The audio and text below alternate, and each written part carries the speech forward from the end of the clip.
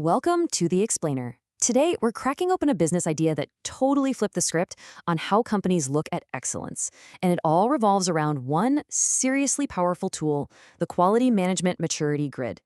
Everything kicks off with this wild, almost unbelievable statement from quality guru Philip Crosby.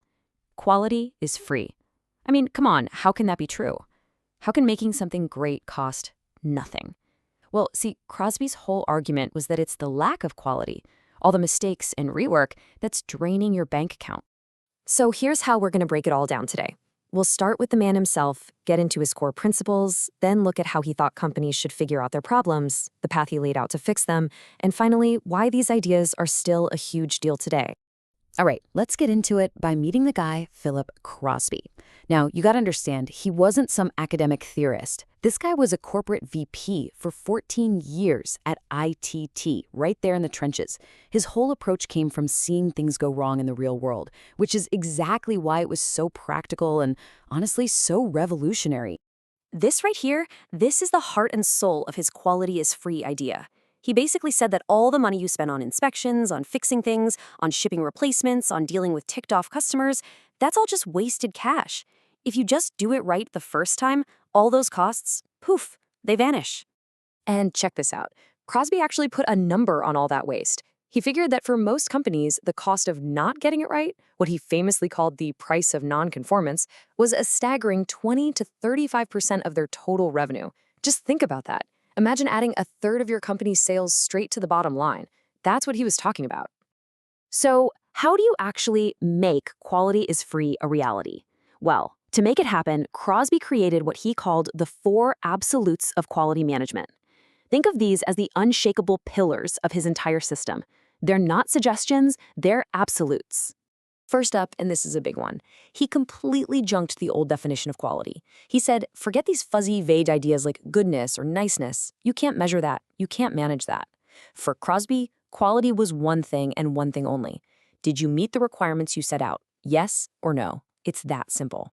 And here they are, all 4 of them. Number 1, quality is conforming to requirements, black and white. Number 2, the way you get quality is through prevention, not appraisal. Stop trying to inspect problems out. Design your process so they can't happen in the first place. Number 3, the performance standard has to be 0 defects. Now, this isn't about being perfect overnight. It's a mindset. It's saying that no level of mistakes is acceptable. And finally, number 4, you measure quality by how much it costs you when you mess up. That's the price of nonconformance. So who was all this for? Crosby said his program was designed for what he called the problem organization. But here's the kicker. When you read his description, you pretty quickly realize he thought that basically described almost every company on the planet. Let's be real. Does any of this sound a little too familiar? The final product isn't quite what you promised.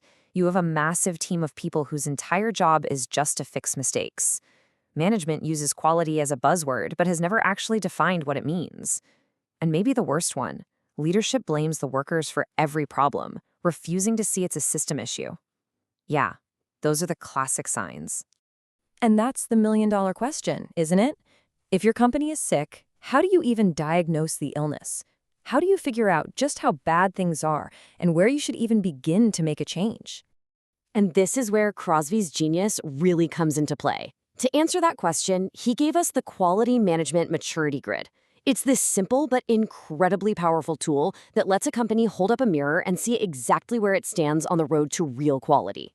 Okay, just look at this grid. It lays out 5 stages, from totally clueless to completely in control. Stage 1 is uncertainty. Management has no idea why there are problems, and it's costing them 1/5 of their sales. Then comes awakening. They're starting to ask questions, and the cost inches down. At stage 3, enlightenment, management is finally leading the charge, and you see that cost of failure get slashed. In wisdom, you're preventing problems before they start. And finally, stage 5, certainty. Here, problems are so rare that you know exactly why they don't happen. And that cost of messing up?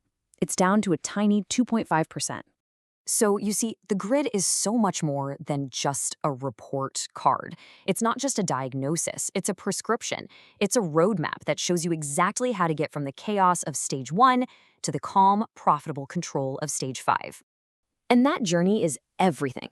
Moving along this path isn't just about shuffling some papers around. It's a deep cultural change. Getting from uncertainty to awakening means leaders finally have to admit, we have a problem.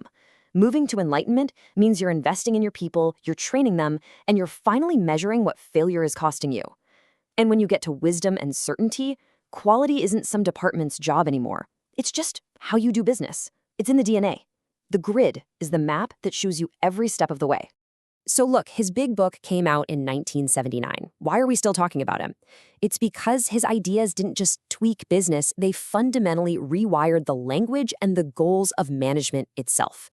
I mean, think about it. Phrases like zero defects, doing it right the first time, and the whole concept of quality is free. These are just part of the air we breathe in business now.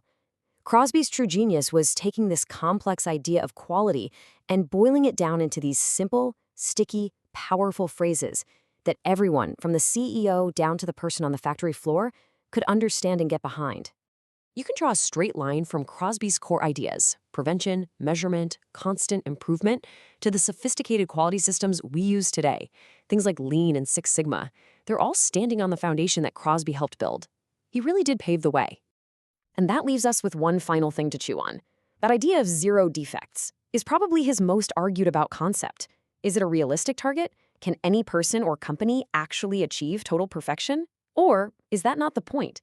Is its real power in being a timeless aspiration, a North Star that's always pushing us to be better, even if we never quite get there? It's a great question to think about.